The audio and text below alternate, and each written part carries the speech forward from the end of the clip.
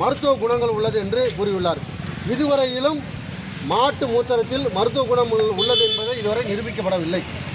இது ஏதோ வடநாடு என்று நினைத்து கொண்டு அவர்களது பொய்யான ஒரு வாக்குறுதியை கொடுத்து கொண்டிருக்கிறார். இது மீண்டும் மீண்டும் கூறிக்கொள்கிறோம், இது பெரியாருடைய மண், சமூக நீதி உள்ள மண் என்று அழுத்தம் திருத்தமாக தெரிவித்துக் கொள்கிறோம்.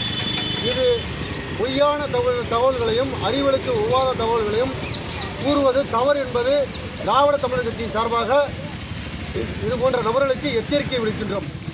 இந்த தகவலை தொடர்ச்சியாக கூறிக்கொண்டிருந்தால் திருமதி காமக்கோடி அவர்களுக்கும் வானதி சீனிவாசன் எம்எல்ஏ அவர்களுக்கும் திருமதி தமிழிசை சவுந்தரராஜன் அவர்களுக்கும் நேரடியாக அவர்களை வீடு சென்று இந்த மாட்டு சிறுநீரை கொடுப்பதற்கு நாங்கள் தயாராக உள்ளோம் என்பதனை திராவிட தமிழர் கட்சியின் சார்பாக தெரிவித்துக் கொள்கிறோம். கரும்புலன், திராவிட தமிழர் கட்சி மாவட்ட செயலாளர், நெல்லை மாவட்டம்.